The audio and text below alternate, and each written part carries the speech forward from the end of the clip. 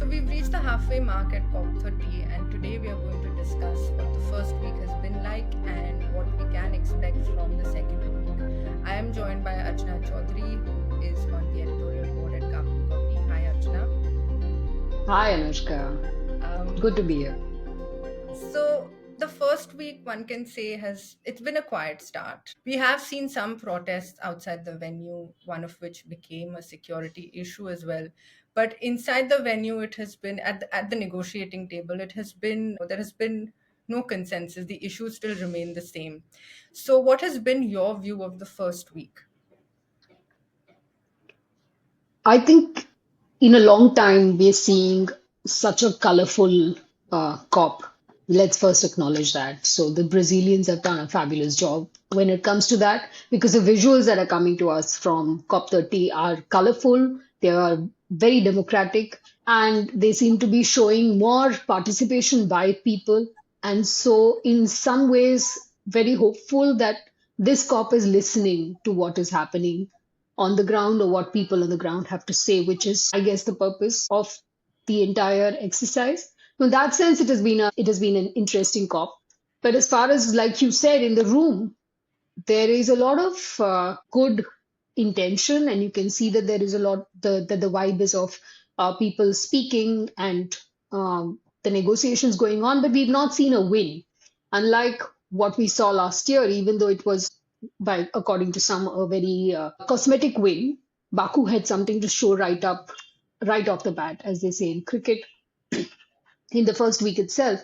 In that sense, we've seen some very interesting conversations. We've seen President Lula talking about the COP of truth, and then we've seen how they've actually done some processes and negotiations, whether it was the just transition and the cooperation between G77 China, whether it was the conversations on GGA or on 9.1. We've actually seen them tackle it diplomatically, but the conversations have started, and that's a good start, I guess.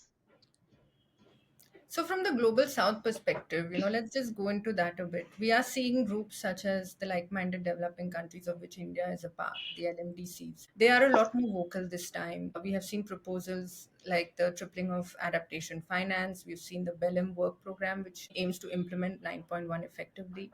We've also seen G77 plus China call for the creation of a global mechanism for just transition.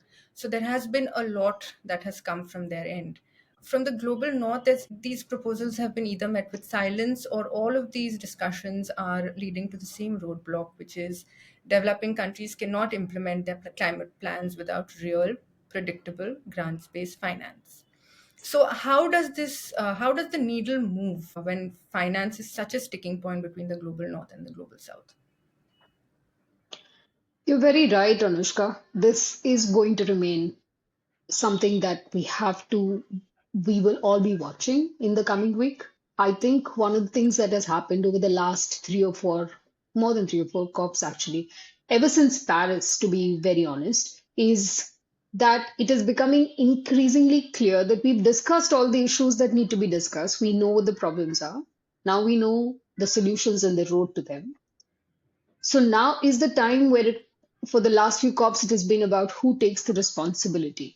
And that is where the disappointments have been very evident, because the global north had signed up to say that had promised, it was a commitment saying that they would be taking the lead on providing finance, for providing technology. We've not really seen that happen. We know what happened to the $100 billion commitment that was made and how long that took. Now we're talking about a 300 billion, which is to be, the language itself is going to be a big issue between provision and mobilization. We know how India feels about that. We know how most of the global south feels about that.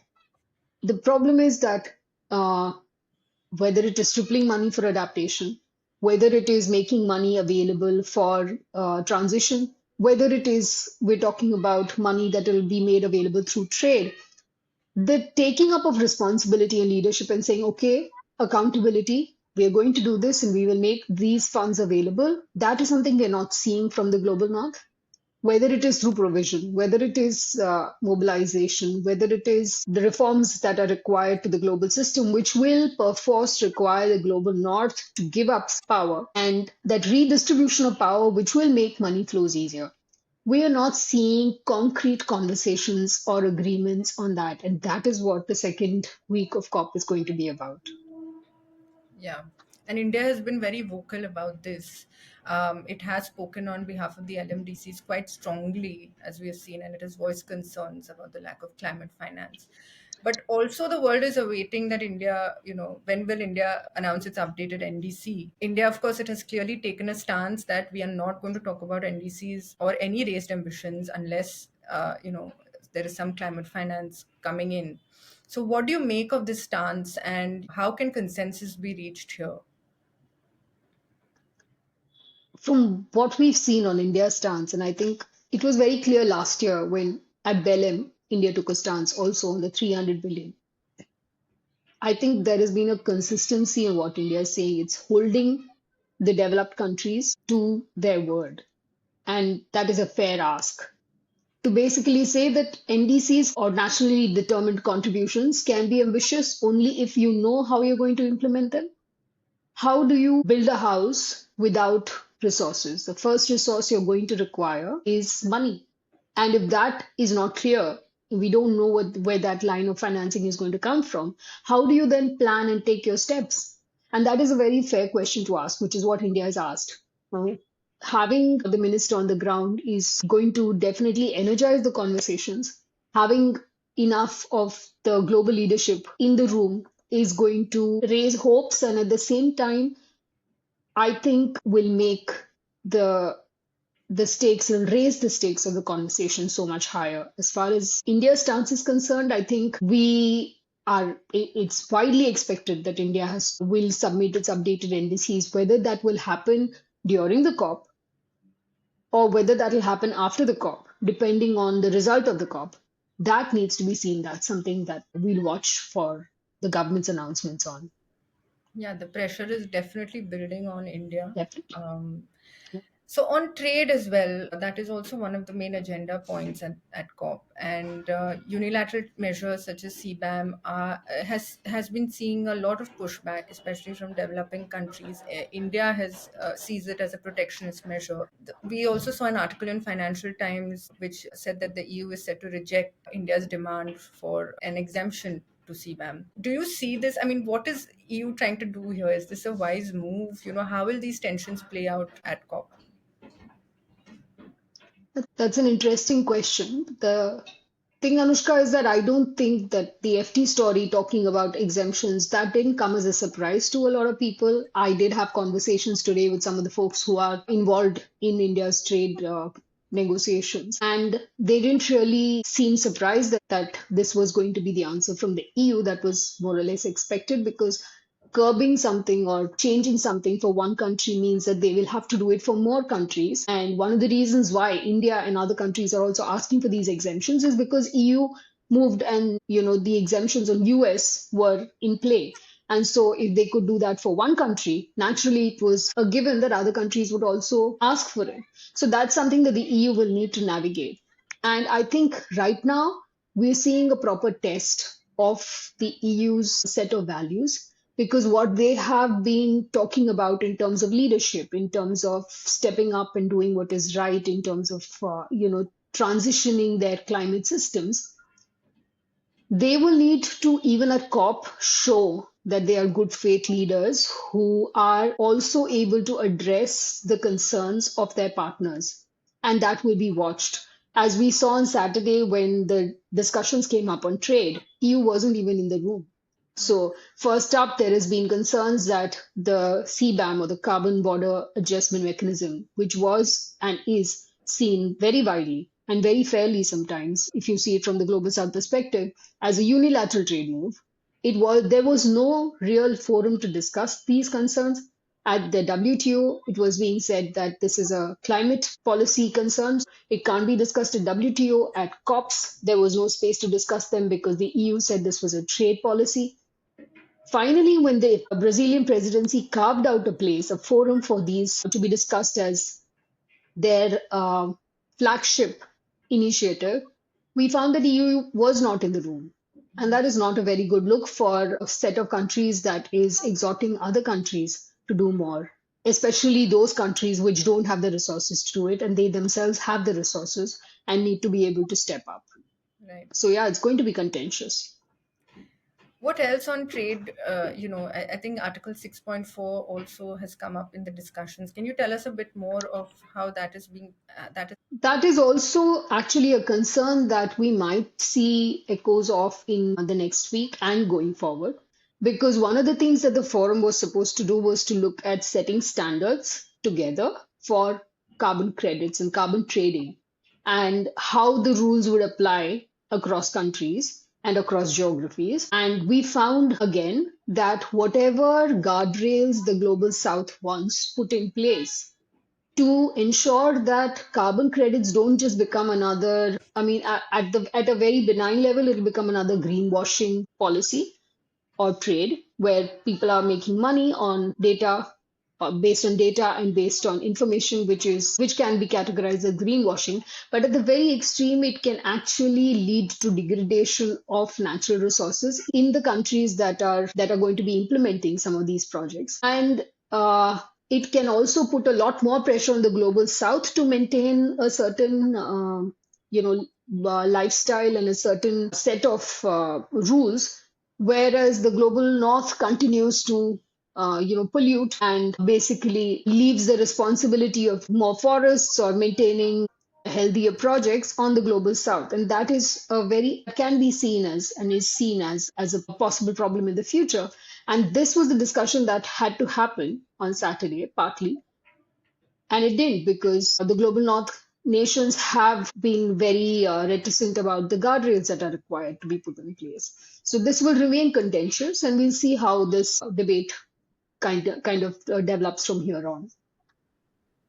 Right. There was also this report, the IHLEG report. This is this independent high level expert group on climate finance. This was also released at COP30 in the past week. These are the same authors who came up with the $300 billion figure, NCQG figure. So this new report, of course, details how the Baku to Belem roadmap can be implemented to get to 1.3 trillion by 2035. We have also reported, Carbon Copy has reported that there is a change in the language on climate finance in this report from responsibility to investment. And it also shows how developing countries can mobilize domestic funds through investments. It also relies very heavily on private finance. So India, of course, has completely rejected this report and said you cannot ask us to fund our own transition. Um, is this report an indication of where things are headed on climate finance? Whether or not this report is an indication of where things are headed, I think it is a good it is good to understand where things stand at the moment and how the thinking is working. And it's interesting that the onus again of the responsibility of funding your own transition or moving ahead is on the global south nations. In theory, it makes sense. If you look at it from an economist perspective, I guess it's absolutely practical also from some at one level that if you're not going to get funding from overseas and you're not going to get grants from other countries, will you just wait back and not do much to move on it? Or how can you then leverage the resources that you already have to ensure that you can raise funds to be able to move ahead and transition to a cleaner economy for yourself? And I think that's something that India already gets. India is already doing a lot of its commitments. It's following up on a lot of things that it has agreed to through its NDCs, or the plans that it has been making are all in the right direction. And the raising of funds, whether it is through the announcements that we'll be making in our budget, whether it is the provisions that we're making across state and central budgets, or whether it is the taxonomy that we've come out with, our RBI, SEBI, everybody seems to be in that same direction, especially at a time when there are certain developed countries which are going to the extent of saying climate change itself is a hoax. So at such a time, there's already a lot of leadership that the global south nations are showing. What reports like the IHLEG do is just add more responsibility on the global south nations, what needs to be actually discussed is the elephant in the room. Because the elephant in the room for the last 4 5 years has been, where is the money going to come from? From the developed nations. Are the developed nations going to keep their commitments? If they are not, then let that be clear. Let the world order then ensure that whether it is, let them at least give up enough power so that whether it is the MDBs or whether it is the financial systems of the world, give more power. There's more power to the global south nations in the sense that whether it is ratings, whether it is debt restructuring, whether it is ensuring that they have more say in all the multilateral development banks, those kind of measures move faster, and at least global south nations have their own play. Now, the IHLEG report says a lot of things, and a lot of them are actually prescriptively in the right direction. But the problem is not as much economics as it is political at the moment. And it is about who's taking responsibility and accountability for the promises already made, and where is the clarity of going forward, and whether it is going to be a multilateral solution where the world sits together, which is what COPs are supposed to be. Everybody sits together and works towards a solution, or whether it's each country to their own. And that is where actually the crux of the matter is when it comes to money. Right. So now, what is the coming week going to look like? As I understand it, the country delegates will have, I think, until Tuesday to, deliberate on the text, after which the text then gets handed over to the ministers. Do you see this going down to the wire, as COPs in the past have? Whether it is GGA, Global Goal on Adaptation, whether it is GST, all of those have, been either short plenaries or, the sessions have, just been pushed to the next week. So what can we see next week? Can we see consensus in some form? I think we can hope, because this year is an extraordinary year. We know that we're up against a global leader who is not even in the room and could have been a potentially big blocker. So we don't have that big blocker in the room, the big brother telling everyone exactly what they should do. So there is a lot of scope for leadership from other countries. So hopefully we will see those leaders stepping up. There is no doubt that as the ministers move into their high level negotiations for the coming week, there will be the issues of whether it is finance, whether it is unilateral trade measures, whether it is just transparency, whether it is fossil fuel phase out. Sorry, fossil fuels phase out. All of these will remain contentious. Let's hope that the Belem action mechanism that the Brazil presidency is talking about, how much of a litmus test that is going to be for the credibility of COP30, that we'll need to see. Right. And I think the approach this year has been a bit different from the COP presidency, in that it is encouraging countries to speak to each other as opposed to making opening statements. And, and from what we are hearing, there was also some reference to a therapy session, and I think this toxic relationship that is just, becoming even more toxic. Hopefully, there is some resolution there for both sides. Thanks, Archana. Thanks. And do stay tuned to Carbon Copy for more updates from Belem. Thank you. Thanks, Anushka. Let's hope.